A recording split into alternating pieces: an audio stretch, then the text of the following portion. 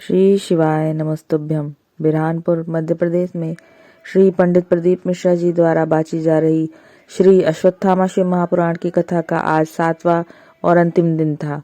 किसी कारणवश अगर आप आज की कथा नहीं सुन पाए तो हम आपके लिए लेकर आए कथा की विशेष जानकारी और उपाय।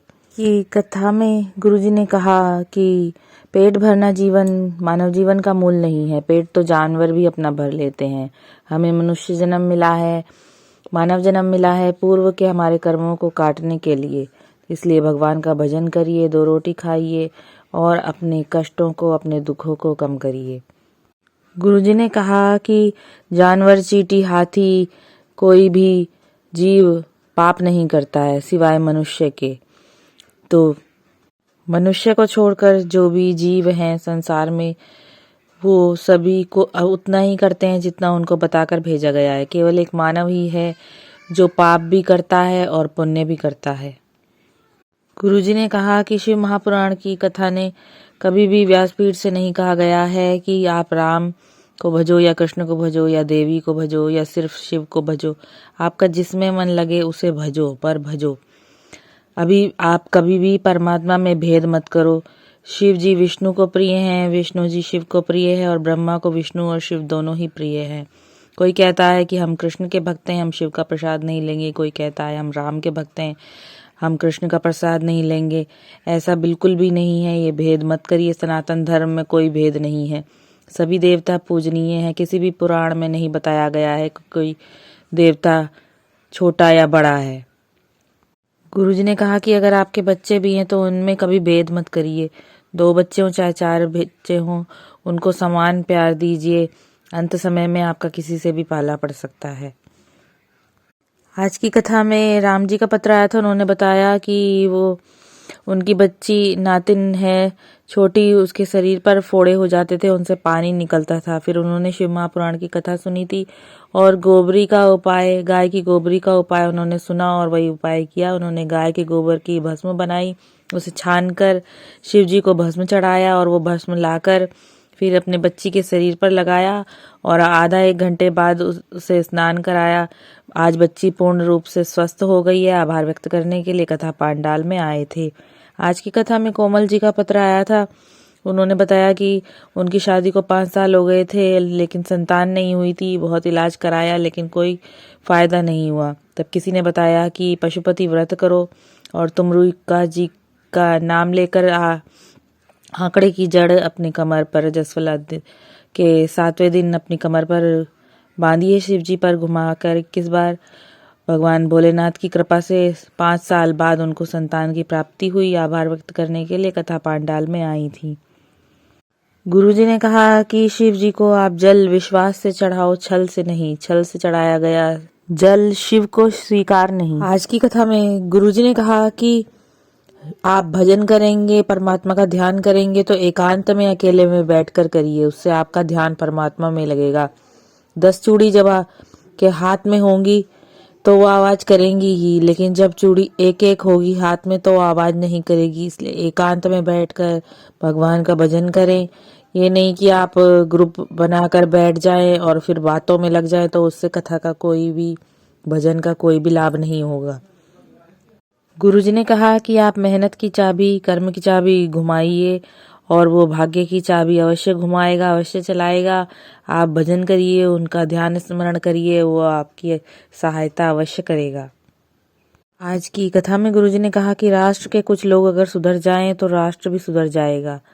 जैसे नंबर 1 पर कलाकार जो होते हैं वो हम उनको देखकर उनका अनुसरण करने लगते हैं। वो अगर कपड़े ढंग से पहनेंगे तो संसार में लोग भी ढंग से कपड़े पहनेंगे, ढंग का आचरण करेंगे। उसी प्रकार नीतिकार अगर सुधर जाए, यानी कि हमारे नेता जो हैं जो कहें वो करें, तो फिर हमारा राष्ट्र भी सुधर जाएगा। 3 नंबर पर पत्रकार अगर वो सत्य लिखना प्रारंभ कर दें, सत्य दिखाएं, तो हमारा राष्ट्र सुधर जाएगा। 4 नंबर पर सलाहकार अगर अच्छी सलाह दे तो आपका राष्ट्र सुधर जाएगा। 5वें नंबर पर कथाकार है।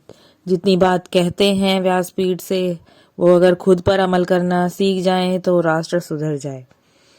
ये 5 अगर सुधर जाएं तो मेरा भारत फिर से सोने की चिड़िया बन जाएगा। गुरुजी ने कहा कि जहाँ अच्छा हो रहा हो वहाँ एक हाथ आगे बढ़ के आपको रहना चाहिए, लेकिन जहाँ बुरा हो रहा हो वहाँ पर एक हाथ पीछे आपको रहना चाहिए। गुरुजी ने कहा कि एक माँ ने उनसे कहा कि आशीर्वाद दीजिए गुरुजी कि मेरा बेटा भी कथा में आने लगे, कथा सुनने लगे। इस पर गुरुजी ने कहा कि जिस प्रकार मिस्त्री छत की ढाल ठीक से ढालता है तो छत पर बारिश का पानी बिल्कुल भी नहीं टिकता है, पानी नहीं भरता है, उसी प्रकार हम अपने बच्चे को अगर पहले से ही बताएंगे, पहले से ही सिखाएंगे तो वो भी उस ढाल में ढला रहेगा, भगवान के भजन में रमा रहेगा और उसको आपको बाद में कहना नहीं पड़ेगा, वो स्वयं ही कथा में आएगा, मंदिर जाएगा।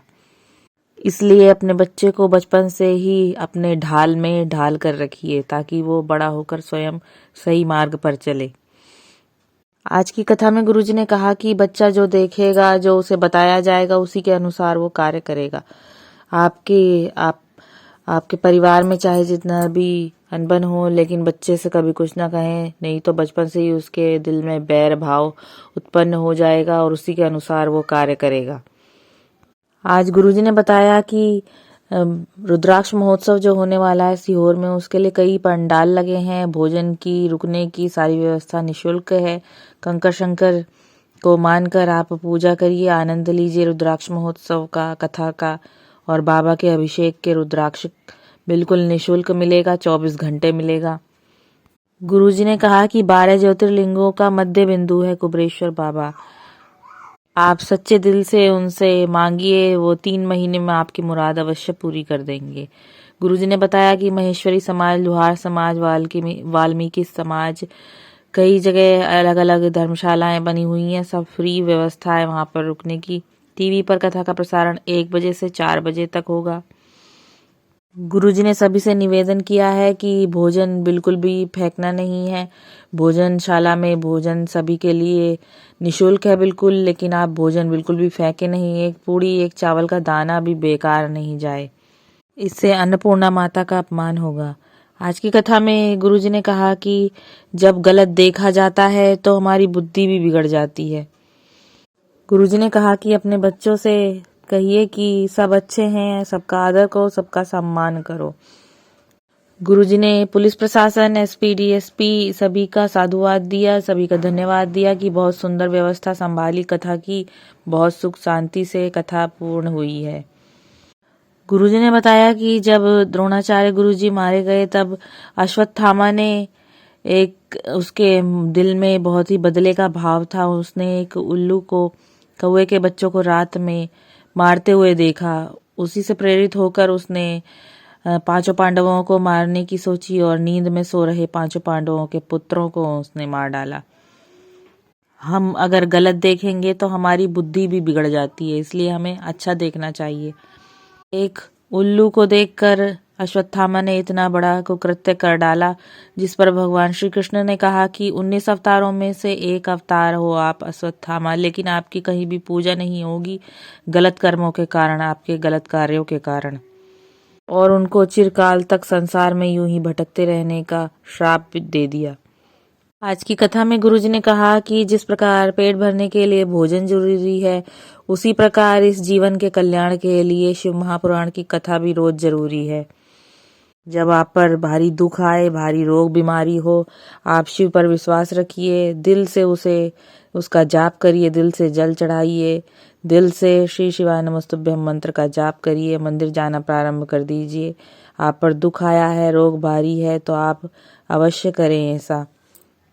भोलेनाथ पर विश्वास रखिए, वो आप पर कृपा अवश्य करेंगे, आपकी सहायता अवश्य करेंगे। तो ये थी आज की कथा से जुड़ी विशेष जानकारी और उपाय। अगर वीडियो आपको थोड़ा भी उपयोगी लगा हो तो कृपया चैनल को लाइक, सब्सक्राइब और शेयर जरूर करिए और बेल आइकन जरूर दबाइए ताकि आगे आने वाली वीडियो से संबंधित नोटिफिकेशन आपको मिलती रहे। हर हर महादेव।